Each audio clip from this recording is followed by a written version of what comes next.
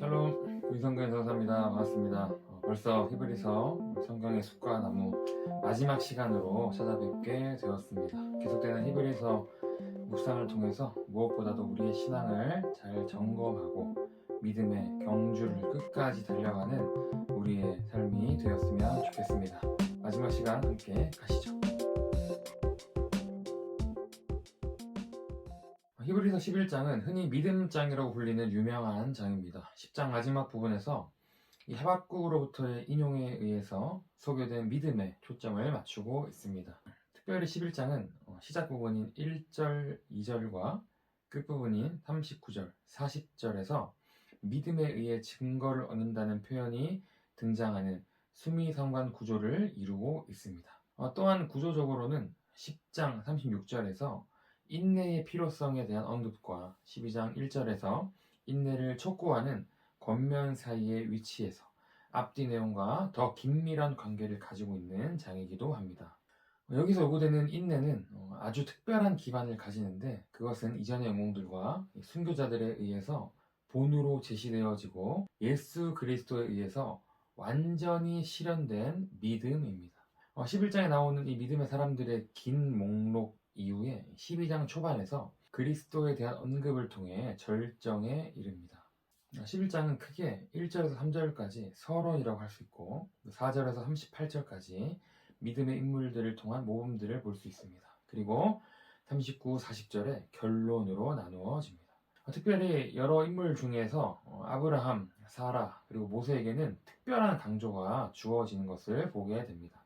그리고 나서 사사기 시대로부터 성경에는 자세히 기록되어 있지는 않지만 유대인들의 중요한 역사인 마카비 반란에 이르기까지 거룩한 역사에 관심을 기울이면서 하나님의 백성들이 당한 고난에 초점을 맞춥니다.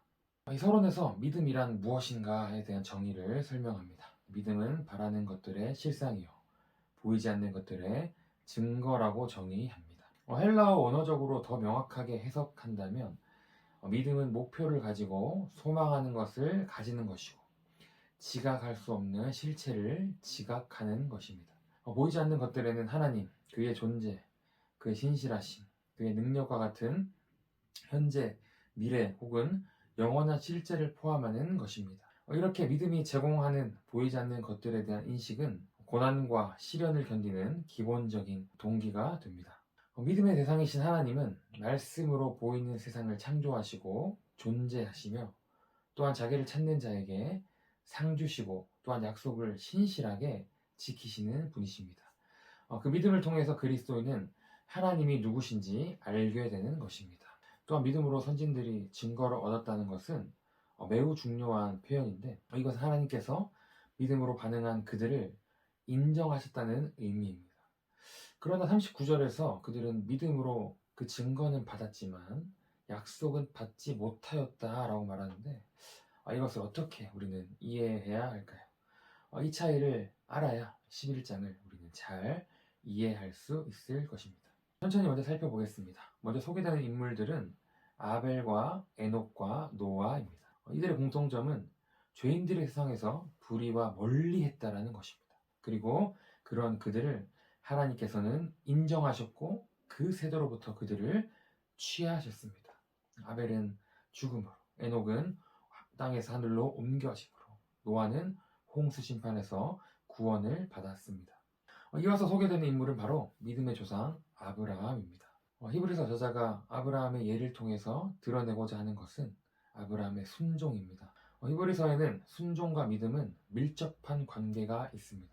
믿음의 궁극적인 본이 되시는 그리스도가 고난을 통해 순종을 배웠고 구원은 그에게 순종하는 자에게 주어지는 것이기 때문입니다.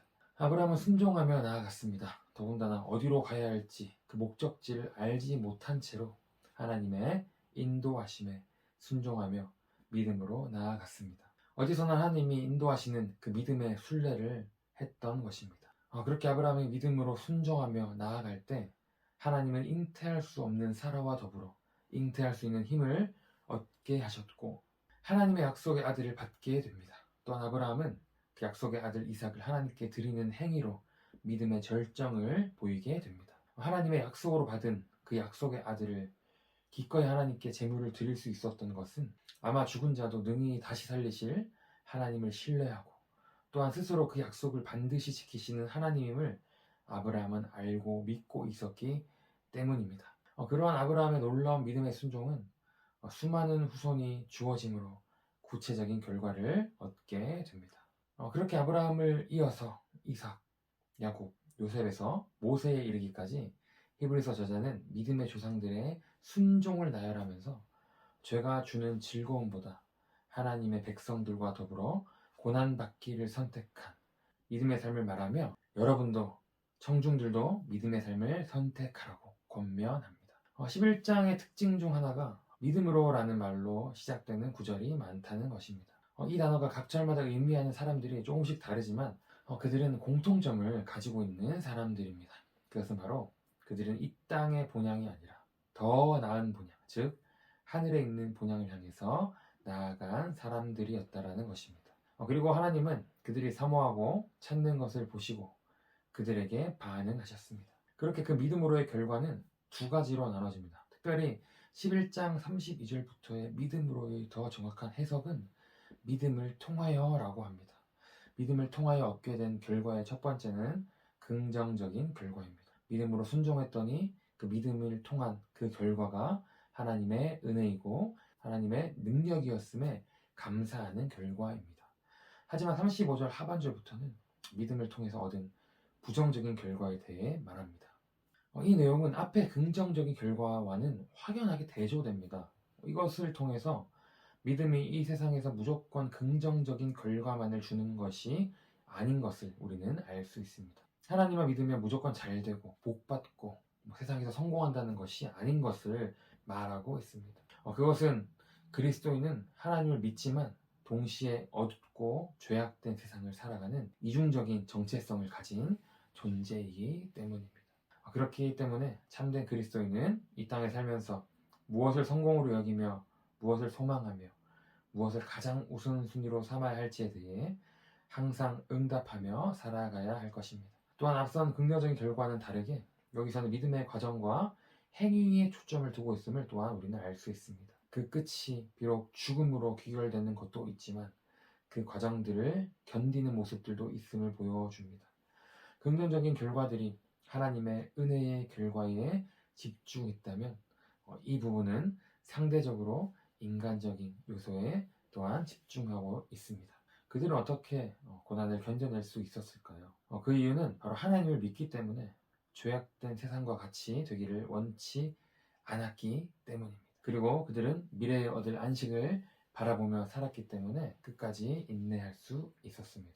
그들의 삶은 바로 미래의 안식, 더 나은 본향을 바라보며 오늘을 주님 안에서 충실하게 사는 삶이었던 것입니다. 세상의 가치에는 관심이 없고 세상의 풍토와 물결에 같이 휩쓸려가는 것이 아니라 그 물결을 거슬러가는 세상이 감당치 못하는 사람들인 것입니다.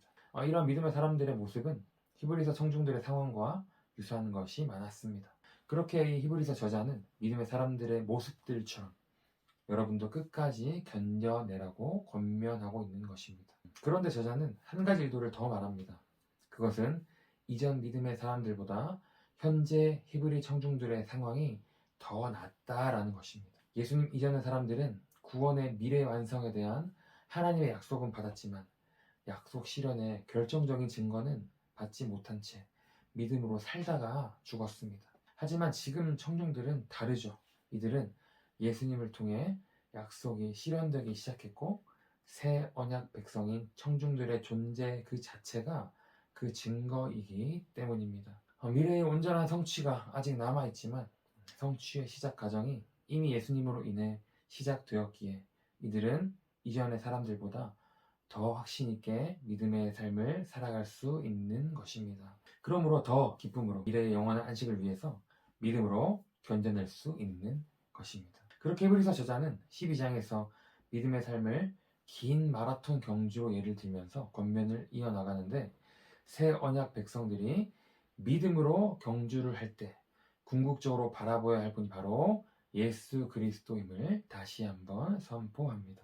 고난과 인내를 통해 우리 믿음의 경주의 완전한 모델이 되신 예수 그리스도, 그 예수님이 이미 믿음의 경주를 완주하셨기에 예수님을 바라보며 새 언약 백성인 우리도 인내로 믿음의 경주를 달려야 합니다. 그렇게 끝까지 믿음의 경주에 대한 엄중한 경고를 마치고 히브리서 저자는 13장에서 화평과 거룩한 삶에 대해서, 그리고 진정한 예배에 대해서, 그리고 마지막 인사로 히브리서 설교이자 이 편지를 마무리합니다. 사랑하는 성도님들, 한 달 동안 이어진 히브리서 묵상 가운데 어떠한 은혜를 누리셨습니까? 히브리서 저자의 긴박하고 절박하고 간절하고 또 때로는 단호하고 엄격한 이 권면이 우리에게 부담스럽게 다가올 수도 있지만 우린 이것을 부담이 아니라 더 뜨거운 믿음과 열정으로 무장하는 시간이 되길 원합니다. 마지막 시대를 살아가고 있는 지금 우리가 더욱더 이 히브리서 말씀을 붙잡고 이 말씀에 묵상한 대로 주신 은혜대로 살아간다면 우리는 능히 승리하게 될 줄 믿습니다. 그 승리는 바로 예수 그리스도에게 있습니다. 그 예수님을 날마다 붙잡고 승리하며 살아가시는 우리 모든 성도님들 되시길 주님의 이름으로 축복합니다. 함께 기도하겠습니다. 하나님 감사합니다. 한 달 동안 히브리서 말씀을 묵상하고 배우고 또 이것을 삶으로 살아내게 하심에 감사합니다. 히브리서 저자의 긴급하고 절박하고 단호한 이 권면의 말씀이 지금 우리에게, 지금 나에게 하는 말씀으로 우리가 믿습니다. 하나님 이 말씀대로 살아가게 하여 주시옵소서. 어떠한 고난과 또 박해와 또 유혹과 또 시험이 찾아올지라도 흔들리지 않고 날마다 예수 그리스도와 동행하고 그 주님 붙잡고 살아가며 그 주님으로 인해서 성숙해지며 믿음의 경주를 끝까지 완주하는 우리의 삶이 되게 하여 주시옵소서. 그렇게 마지막 시대를 능히 승리하며 살아가는 귀한 성도가 될 수 있도록 주님 우리 가운데 함께하여 주시옵소서. 감사합니다. 예수님의 이름으로 기도합니다. 아멘.